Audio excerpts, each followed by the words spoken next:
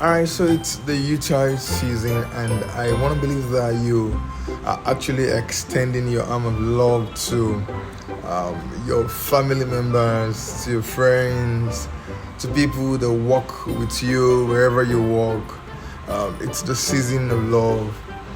It's the season where our Christ, our Son, our Father was given birth to, and we're sharing love all around everywhere we find ourselves.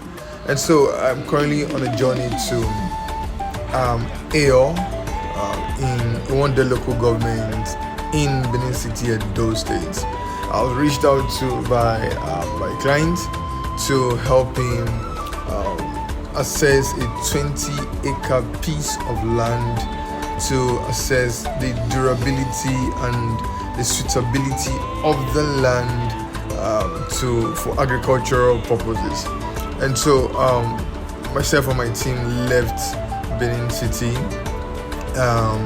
and we approached the community to see for ourselves what is on ground. I must tell you that it was an adventurous moment, seeing the rate of how people are committed to practicing agriculture in a rural area. And at the same time, it was also another moment for us to wake up to the reality of the fact that we all need to embrace agriculture as a profession to help us achieve food security in Africa, and not just in Africa, but all around the world. And so the journey began, and you can see us. We're walking down inside the bush, and to also pay attention to first the accessibility to the farm.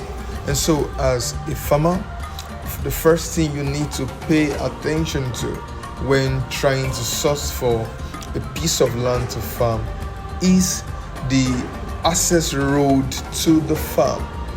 Is a road motorable, so that when you actually want to probably harvest your produce, you can have easy access to the market.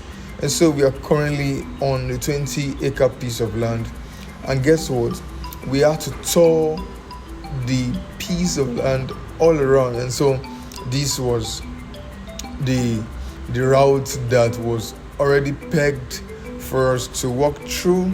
And so this is a view and a footage of the land. And so we intend growing a palm tree. We intend growing a palm tree on this piece of land.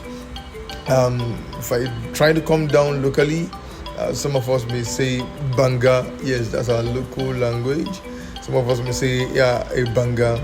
But the essence why we're doing this is because we're trying to also contribute our part into food security in the area of processing the produce into a finished product, such as the red palm oil or the groundnut oil, as the case may be. So we took time on the tour. In fact, when we were on the tour, we saw an antelope. The antelope saw us, and then the antelope run. We're not holding guns, so we could not also shoot at the antelope or maybe run at the antelope. So we just allowed the antelope went its own way. So we took a tour around the farm, and with my own assessment, the land is suitable for agricultural purposes.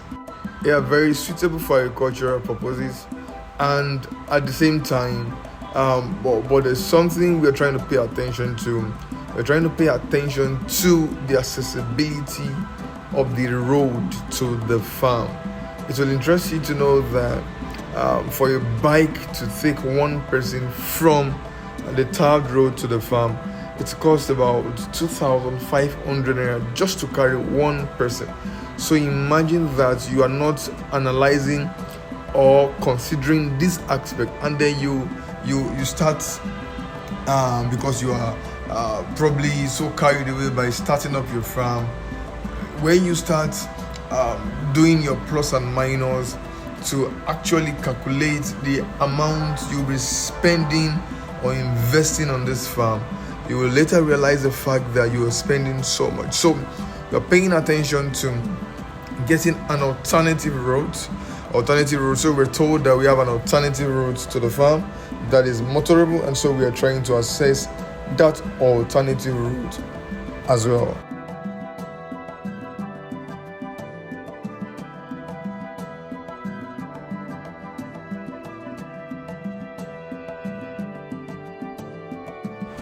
Alright, so some of us may be asking that, is agriculture actually for everyone? So let me put it to you that on a daily basis, you actually consume one agricultural product or the other.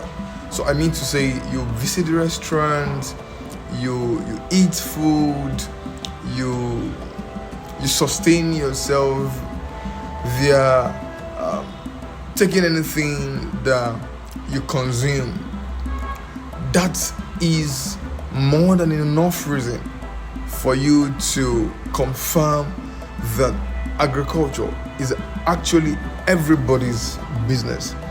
And so for me, if I am to admonish, I would say that agricultural investment is one investment that is profitable, is one investment that still has a huge potential in Africa, and not just in Africa, in Nigeria.